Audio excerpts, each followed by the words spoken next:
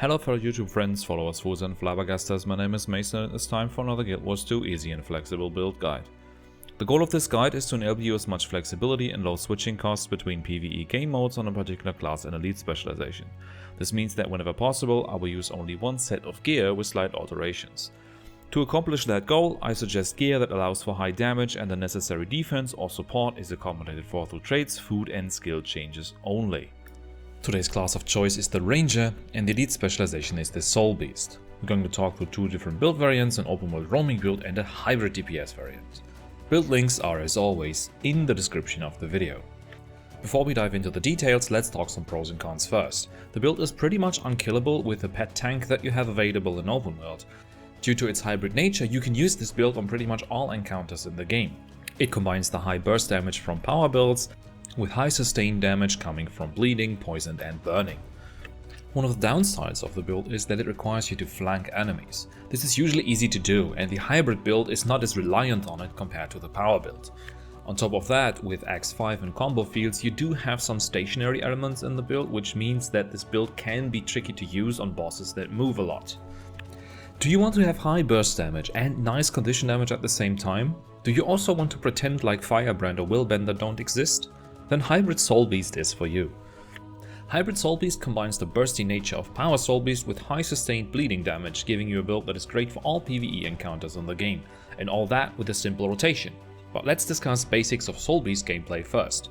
Starting with pets, since they are the most important aspect of the class and specialization design. On Soulbeasts, merging with your pet makes you receive all the benefits that your pet would otherwise receive, and merging increases some of your stats for the time that you're merged. Also, you gain access to stances, which are also pretty neat, but more on that later. In group content, you'll want to stay merged with a pet of choice at all times, because it increases your DPS by a noticeable margin on a Condi build. You can use several different pets, but in group content they should all be from the deadly pet category, because that increases your condition damage and precision. For group content I usually run the Bristleback or the Lynx. They are the two best Condi damage options, with the Lynx pulling ahead in terms of single targets on smaller hitboxes and the Bristleback on larger hitboxes and fights that require cleave due to how Rain of Spikes work. Finally, the Warthog is another decent option that you can go for if you need additional CC. The damage loss compared to the Lynx is minimal since you're always merged, and having another CC option allows you to proc twice as vicious at additional time. In open world, keep the pet out as long as possible, and when it is downed, so when it reaches 2 points of health, merge with it, use the skills if needed and then put it back out. This way, even the hardest open world challenges can become trivial because your pet has infinite health and keeps the aggro. I'll provide options for general roaming and solo gameplay in open world in a dedicated section later on. From now on, I'll assume that you use the Lynx and we'll go through the skills it has and which ones you'll want to use. The first skill on the Lynx isn't interesting for you, it just does a small amount of strike damage, so you can skip this one. Your auto attack does more damage than this. The second one is Maul, and this applies 4 stacks of bleeding. Use this on cooldown, it does very nice damage. Number 3 is Primal Cry. This comes from the deadly pet category, and you will always have access to it when merged. The strike and bleeding damage plus the poison aren't that great, but you still want to use it whenever adequate because it's better than auto attacking. In order to be able to interpret the damage that this build does, you need to know that every hit you do on this has a chance to apply bleeding. So even skills that only apply power damage can be worth it if they apply enough hits in a short amount of time. Due to the chance-based nature of this bleeding application, golem practice on this build can be quite annoying due to the randomness of the bleeding stacks that you actually apply. You'll notice this especially on the first 30 to 40 seconds of a fight. Alright, weapons. For weapons, we'll use dual axes paired with a torch on the offhand of the second weapon bar. The reason for this weapon combo is simple. Dual axes are great for hybrid gameplay because they have strong strike damage coefficients and also apply conditions. Plus they come with a way to maintain twice as vicious, almost 100% by themselves, and a really strong well finisher. But let's go through them one by one. The auto attack isn't really crazy, it's just a filler for the space between other skills, but at least it's ranged and provides some might for you, which is always nice. Axe 2 is Split Blade. This, on the other hand, is pretty busted. Short cooldown, a lot of bleeding, high strike damage and ranged as well. Absolutely overloaded and should be used on cooldown. The same applies to Axe 3 Winter's Bite. This applies chilled and long-lasting bleeding and is also ranged. Note that this skill is a priority skill, so it will interrupt other skills easily. This happens pretty often when you're not careful, so pay attention to this. Axe 4 is a CC skill on a quite short cooldown and it's very important. Now you might wonder why this skill is important, but Applying CC on Soulbeast triggers twice as vicious, which increases all your damage by 10% for 10 seconds. With Alacrity up, this has roughly a 10-second cooldown, so we'll just use this as the first and last skill on dual axis in the rotation, and we'll be able to keep up twice as vicious almost 100%. It'll fall off for a short time in between the two casts, but you won't really notice that. Before we talk about axe number 5, we'll do the torch skills. You'll see why in a second.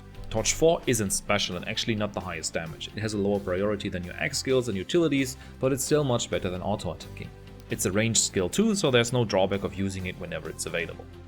Torch 5 is the main reason for running Torch. It puts down a fire combo field on the ground for 8 seconds and applies burning every second. It does great damage on its own, but will also make use of it as a combo field for X5. In order to do so, you need to use it only when the weapon swap to X will be available within a few seconds. Anything below 5 seconds is fine. This is done so the fire field persists until we can use X5. X5 is a well finisher that applies burning on each hit when used inside a fire field. This also applies lots of bleeding due to the frequent strikes it does. You'll see damage spike up whenever you use this, especially when a suitable combo field is in place. Note that this is a stationary skill. Performing any action with a cast time or movement will cancel it. Using this therefore requires some planning because you will be exposed during the cast time. It does at least reflect projectiles and applies a lot of vulnerability, so there's that. I'll provide more details when we talk about rotation stuff. Let's continue with utilities, starting with the healing skill. I always run with heal as 1. It's a good burst heal and it copies boons from your pet to you and vice versa. Since pets do receive boons from the group, this increases your uptime on boons quite a bit. I'll also go through some neat combos with Moa Stance later on. After that, you should always use Vulture Stance and Sharpening Stone. Vulture Stance heals you in rapid succession, applies a lot of poison stacks and grants might. You'll also share this with allies around you, which increases your damage even further. Sharpening Stone applies a buff to you that makes you apply bleeding on the next 10 hits. You can precast this before fights to increase your burst damage and have it available sooner. Absolutely do that whenever you can. Next up, for open world, we will be running Moa Stance. This is hands down my favorite skill on the Soulbeast in open world because it grants you 66% boon duration for 12 seconds. It also gives you a ton of boons that are affected by this duration increase. This skill allows you to easily maintain the essential boons on you in open world, like Fury, Might, Swiftness, and also achieve a high protection uptime. You can also use We Heal as 1 after this to further extend the boons with an additional 66% on top. In group content you can choose between several options. Sikkim is good for higher burst damage since it increases your strike damage by 25% while merged, while Viper's Nest provides more consistent condition damage. I usually prefer Viper's Nest since Sikkim doesn't really line up with anything in the rotation. Viper's Nest also provides neat healing in AoE scenarios via Predator's Cunning, which steals health on applying poison. For the elite you should always use one Wolfpack in group content. This makes you and allies around you apply additional hits that count for your damage for 7 seconds. On your own it's not that great for damage, but with allies it's absolutely strong.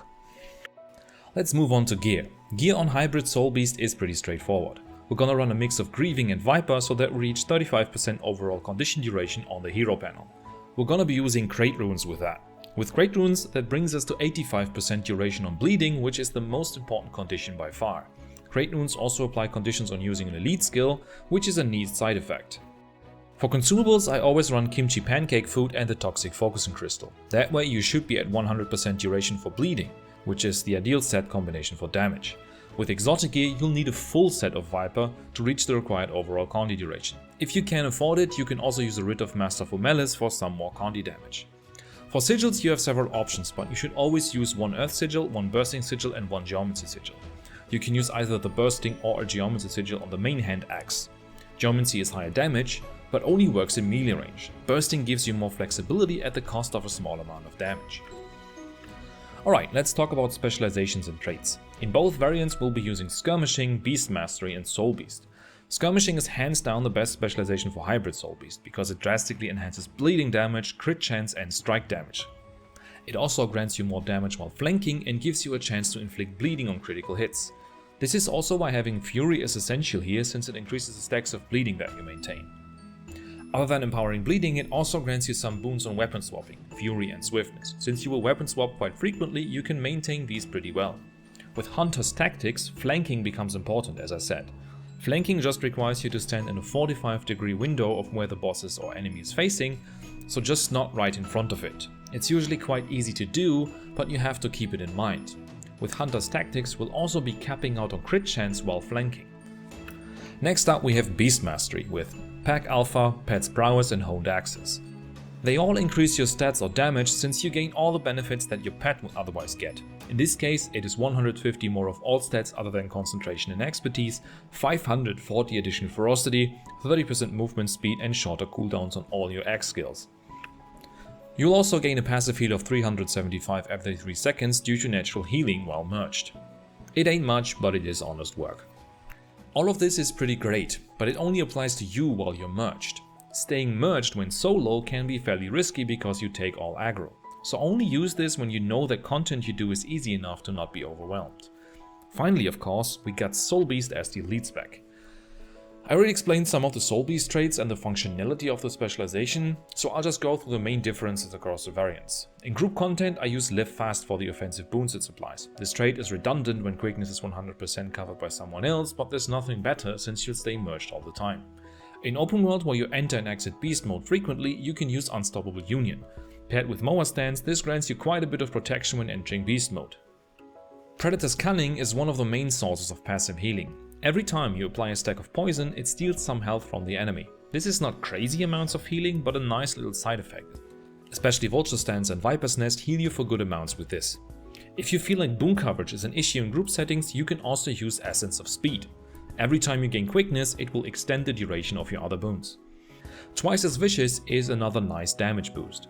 To trigger this trait, you need to hard CC enemies. In the kit of the build, 2 skills can do that, Path of Scars X4, and if you decide to use the Warthog, Brutal Charge, so Warthog number 2.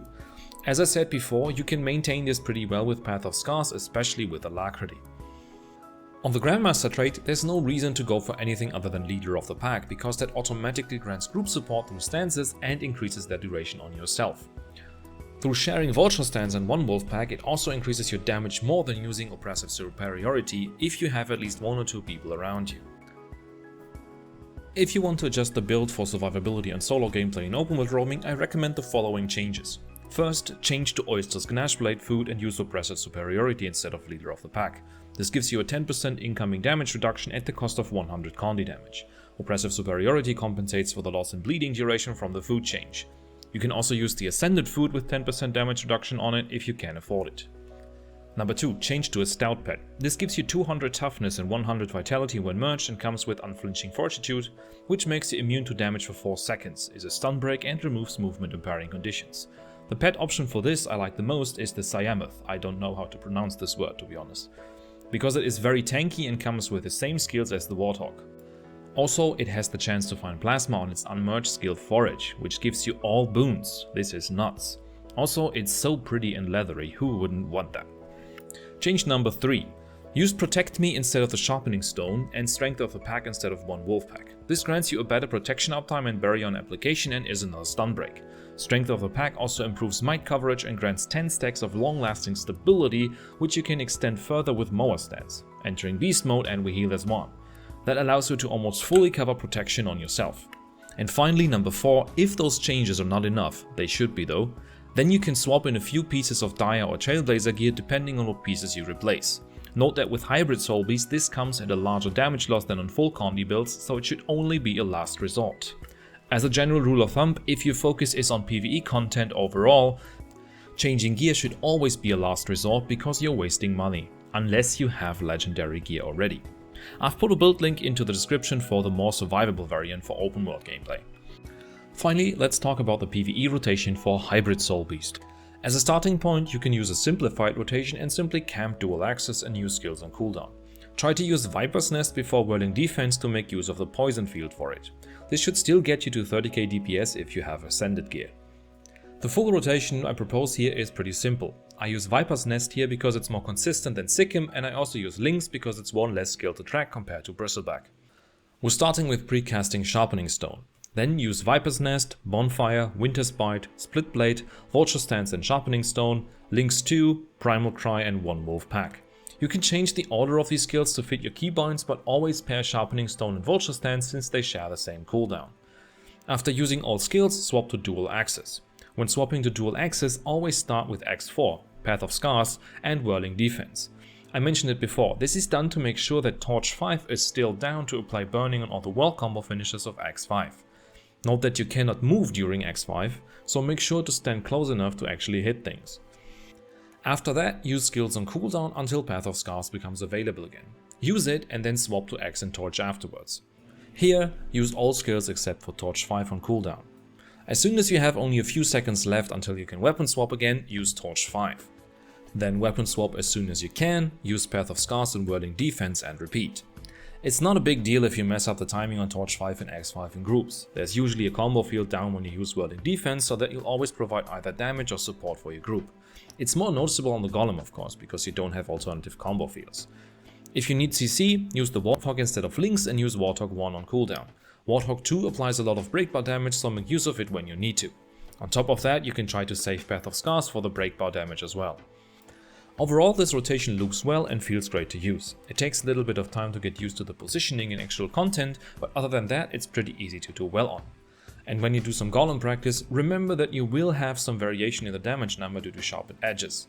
If you have any further questions, ask them in the comments. Alright, that's it for this video. I hope this was insightful for you and made you want to try Hybrid Soulbeast. Feel free to like and subscribe for the YouTube algorithm, and happy hunting!